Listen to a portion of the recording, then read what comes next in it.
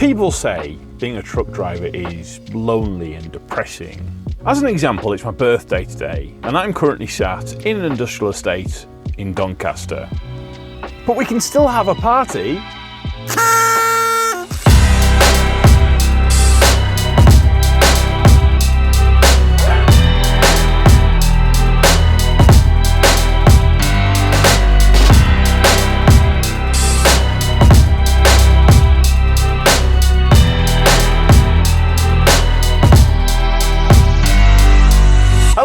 I am Big Daddy, this is Except for Access, that is the same road I've been down 4 times now, trying to look for a blue gate, which I am beginning to suspect might be silver, not blue.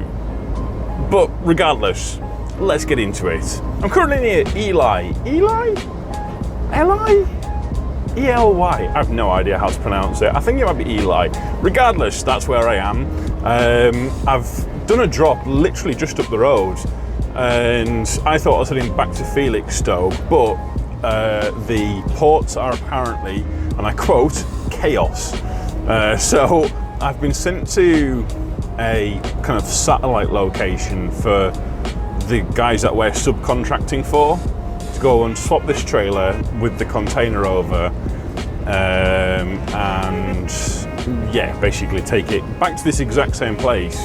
They said I can, the guy said if I wanted, I could rest until the next container came up. I'm now beginning to suspect I am the next container. Have I gone past it again?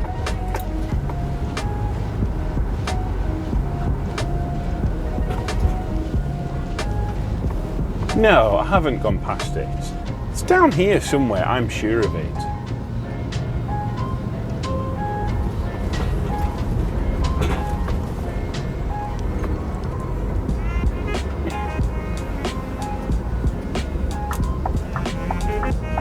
I'm pretty sure this is it. Like 90% sure.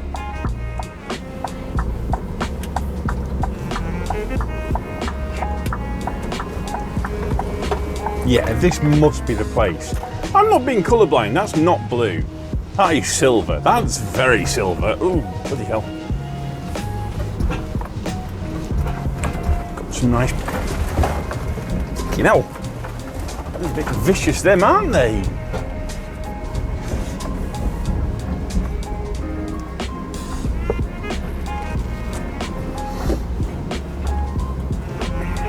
Right, so I've got containers on that side. They're not on trailers, but they are on trailers.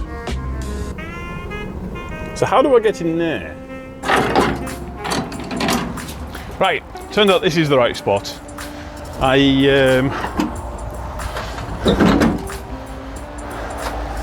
Just need to unplug. My container is just over there. And then the actual delivery site is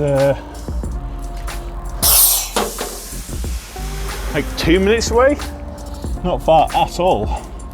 So I don't know if I'm just taking a bunch of containers over there today or if I'm just doing these 2 and then I'm going. I don't know. Should be interesting finding out though. Still, one thing to be said about this is it's nice doing local runs. Well, local runs. I mean, they're not actually local for me.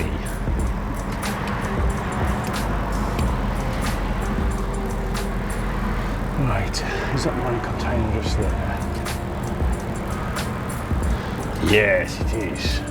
So these containers, the one that I've just dropped, the one that you can see kind of over there, and this one that I'm picking up now, filled with doors. God damn, they're heavy. Like, seriously heavy. They've got some fair weight behind them. It's one of the few times that my mid-lift's actually dropped down by itself. It's a proper drop down for this.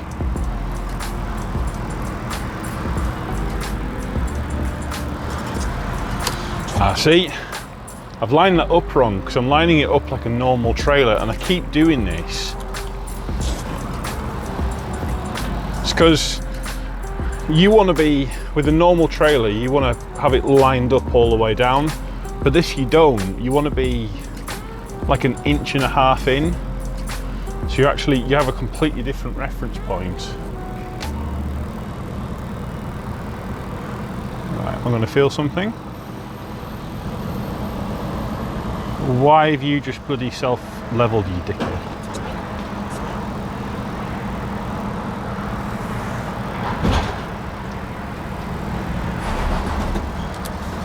Let's make sure it's...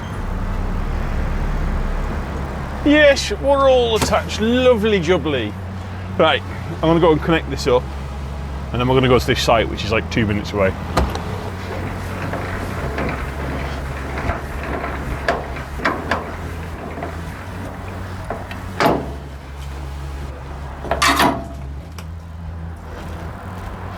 Something nice is these containers don't have the silly European connectors, just the standard ones on here, which is quite good.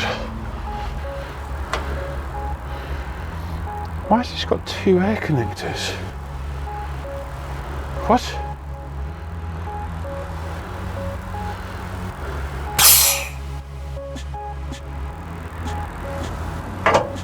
Is that the correct air container? Or are they just exactly the same? I don't know. Come on, let's go and do a quick check. Just want to make sure that this trailer is good to actually take. And I also want to take, if they've put it on, the air brake. Oh, and don't forget the license plate, dum-dum. Nearly forgot that. That would have been a bad idea. Let's go and collect my old license plate.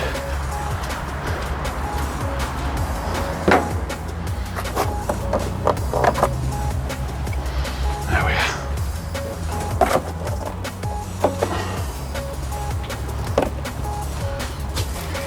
The other thing I want to check as well, you want to make sure that's on there. They always have these locks on, and they require a bolt. They're not just some little pansy ass lock. They're proper jobs, them. What I'm going to do now is we're going to get the engine on, get some air into it, make sure there's no air leaks, check the rest of the lights, not just the running lights, and yeah, we'll crack on. Another thing I'm not particularly keen on is the fact that there's not a vast amount of places to refuel.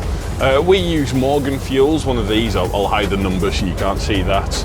And don't get me wrong, Morgan Fuels, finding a Morgan Fuels that's easy to access and along your route is nigh on impossible anyways. And I understand why companies go for them, because they are cheap. Like they're one of the cheapest places to refuel. But it does raise this question of, should I go 10 miles out of my way to go and refuel at this place? Or should I continue on and try and find somewhere that's more accessible along the journey that I've got? And it means that you get this range anxiety where you're constantly worrying about, can I make it to this destination? Is it possible to get to here with the fuel that I've got? And you find yourself refueling a lot more often than really you need to. So you refuel after using 200 litres versus like, well, it's a 350 litre tank. Well, no, it's not. It's 2 tanks that in total are 350 litres. That's a whole different story in itself. Now, I have actually raised this issue with the boss, and credit where it's due, he's actually looking into it. He's looking at a few different cards, like emergency ones that you can use when you need it, if you need it, if it starts getting a bit too low. So hopefully they'll come through soon, which would be amazing. Oh, and there's one other thing. I've not been able to find anywhere to go and take my truck and give it a quick wash, because it is, at the moment, disgusting. I mean, all trucks at the moment are looking pretty grubby, but because it's white, it looks 10 times worse. Or at least I think it does. Maybe it doesn't, but yeah. Oh yeah, it does. Look how white that one is. Oh no, it's not. That one's grubby as well. It's pretty much all trucks, I think, at the moment. It's just salt. So much salt. Yes, ice kills a few people, but have you thought about the trucks and how often we have to clean them now?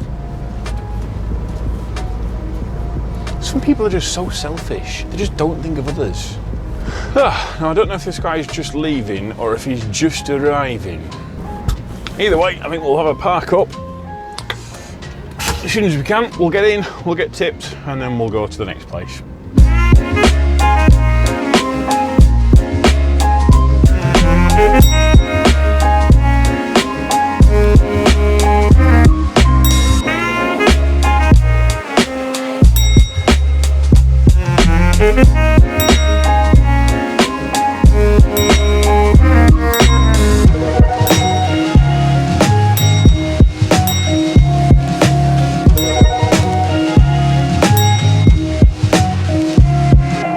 If I went to some little farm up in Scotland where the walls are near enough touching the trucks and it's a hideous turn where you can't see anything in the pitch black, I can get it every single time and nail it. That bay, I don't know why, I cannot for the life of me seem to be able to reverse into it.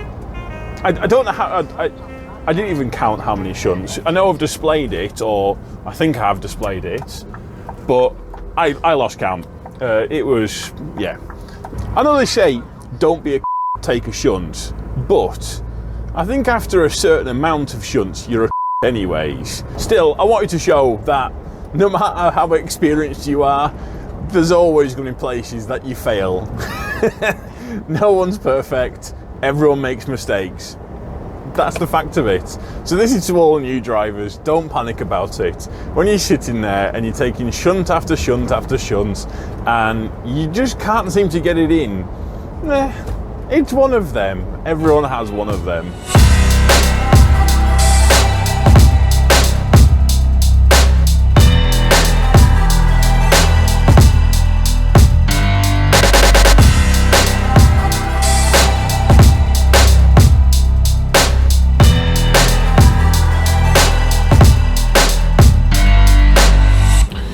Well, this is Felix Stowe, final resting place of my sanity.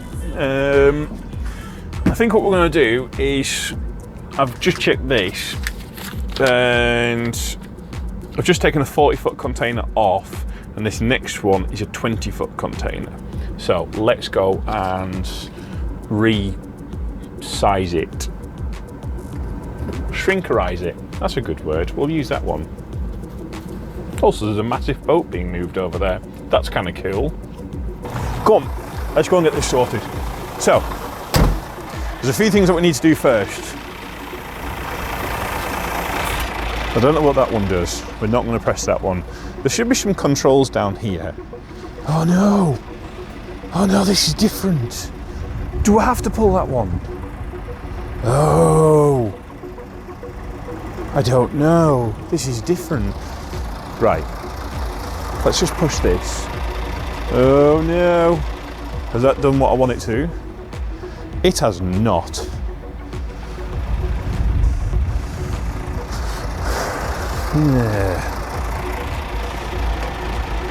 Push to release, pull to lock.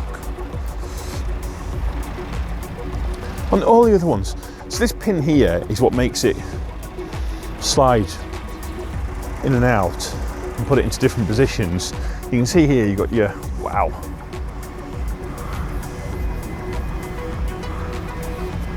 So we want position C, and what's it in now? It's in D.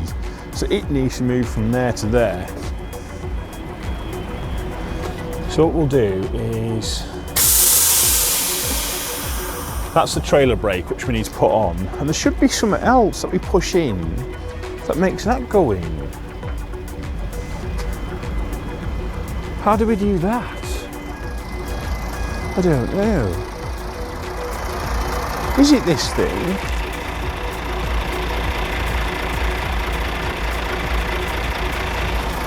Push to release, pull to lock. I mean, that's the only buttony thing that I see. Load position. Then what's that? No, it can't be that. It has to be that, and I think I think what's happened is, I think if I jig it around, that'll come unstuck. See if we can hear something.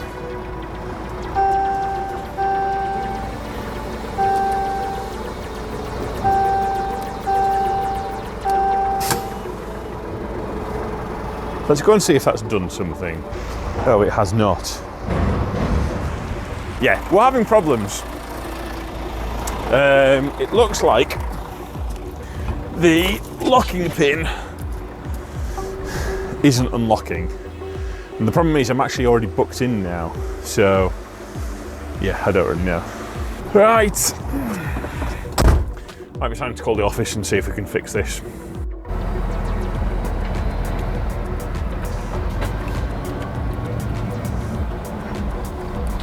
Hello, sir.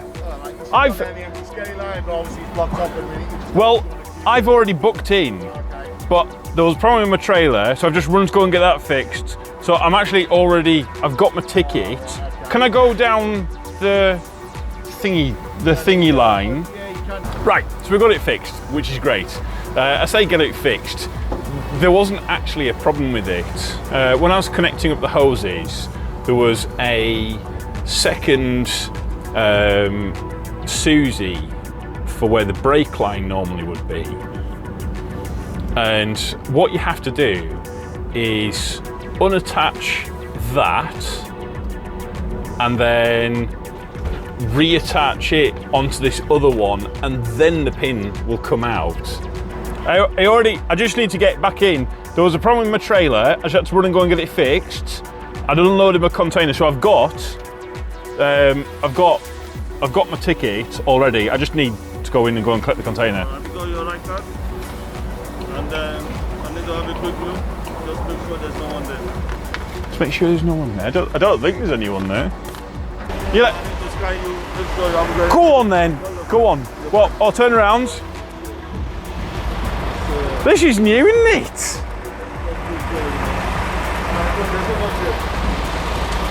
If there is, they're fucking amazing at hiding, and they should be playing games of hide and seek. That threw me off my track a little bit. I can't remember what I was up to. Right. Anyways, where was I? That was wild and wacky. That was. Yeah. No. So the pin only comes in if you have the second airline connected up. There's no way of me knowing this, but the lad, when I got in, said, well, you should know this, you're a professional. And I've actually had this said to me before. I've had it a few times, and I wonder if other people have. Do people realise just because we've gone through our class 1 doesn't mean we know every single possible trailer, including all the configurations? 7, no, it's not this way. I don't know, it blows my mind that people just assume we know everything. Spoiler alert, we don't.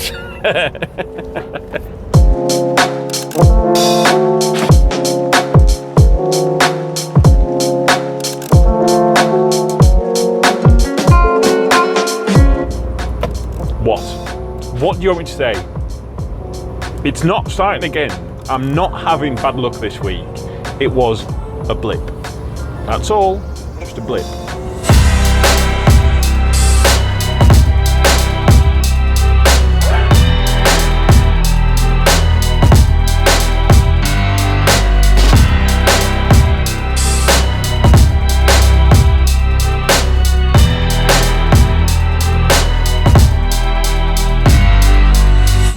I did not sleep well last night. It's now 7:30, so I've actually slept in by an hour and a half. My reason for waking up late and why I'm so tired is not a reason I thought I'd ever have to say on camera. Prostitutes kept knocking on my door and waking me up throughout the night. I'd heard of this before, but I've been tramping now for over a year, and I just assumed it was urban legend. One of them things that just has happened in the past, but is something that, you know, is passed from lorry driver to lorry driver. Nope, multiple prostitutes last night. Not the same one over and over again, multiple. I can't even. It's later in the morning and I'm a little more awake now. And I've also spoken to my wife and told her all about last night, and she's pointed something out to me which I didn't think of. Oh my word. What the fuck? Honestly, these last 2 weeks have been crackers. Absolute crackers. The first knock at my door was at around about midnight, or maybe just before. And it was quite a polite knock. And my brain hadn't quite taken in what had happened, and it woke me up. But I was just like, how could that possibly be? So I just ignored it and I went back to sleep, not an issue. The second knock was about 1-ish, maybe, something like that. And I remember looking at my phone, thinking, who's knocking on my door at this time in the morning? Am I blocking somewhere? And I thought, well, no, I didn't. I'm along with other trucks. So I pulled the curtains back and there's this young lady standing outside my door. And she looks cold, and I thought, oh, she must have broken down. Because I can't imagine why someone would be outside my door at that time in the morning. So I roll my window down and she looks at me, and I said, are you okay? And she goes, are you lonely? And my brain at this point still wasn't quite taking in what was going on. So I said to her, no, I'm not lonely, I'm asleep. And then she says, do you want to have sex or a blowjob? What do you respond to that? To me, in my sleep-deprived mind, I felt really bad for having to turn her down. And so I said, I'm really sorry, but I've got to get up early in the morning. And I apologised like 5 times. Like, just because I didn't... My brain had got it in my head that this was a prostitute, but it still wasn't quite working the situation out, and it hadn't quite clicked properly in my head. So anyway, she went off on her way, and that's fine. And about an hour later, 2 hours later, there's another knock at the door. And there's another lady. And I say, I'm sorry, no, I need to be sleeping. Yeah, not a problem. Anyways, a little while later, there's a third knock at the door. And I open my door, and there's another lady who is quite clearly freezing. Now, bearing in mind, Doncaster, where this happened, is just, there's snow everywhere. I don't know what temperature it is, but it was well into the minus figures. And she said something along the lines of what the other ones had said, and I felt so bad for her because she was properly shivering. And again, my mind's not quite fully working at this point. That really needs to be said. And my mind's like, do I invite her in just to warm up in the cab? I thought, no, that's a bad idea, which was a good thought. And then she asks if she could have some money for a cup of tea, and she's freezing. And so I says, yeah, of course she can. So I got some money out and I gave it to her. I don't know how much I gave her. It was at least a few quid. It was change. I just grabbed some like change out of my my kind of like emergency fund and handed it off to her. And I didn't really think much of it up until I spoke to my wife this morning. Now, my wife had a few comments about this. The first being that I've now technically given money to a prostitute. Some of that was never on my bucket list, but I can scratch off anyways. Her second question was there anywhere nearby that she could get a cup of tea from? No, I don't think there was. And then a third question was probably quite fair. Is it possible that she was after said money to acquire a drug slightly stronger than caffeine? It's very possible. So let's recap on the night's events. Is it possible that I have given money to a prostitute to go and buy illegal drugs? Yes, it's very possible that that's happened last night. So, oh yeah, that's very possible.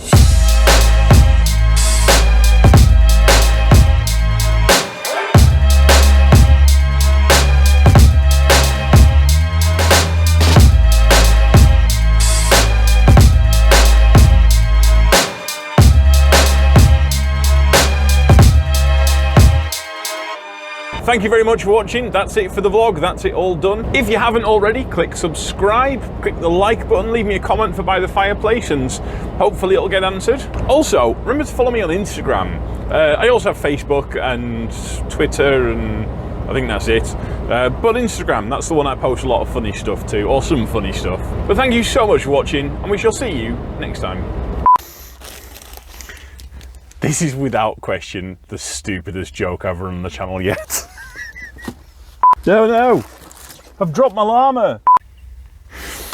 What the f is this joke? Seriously, this is my wife's idea, this joke.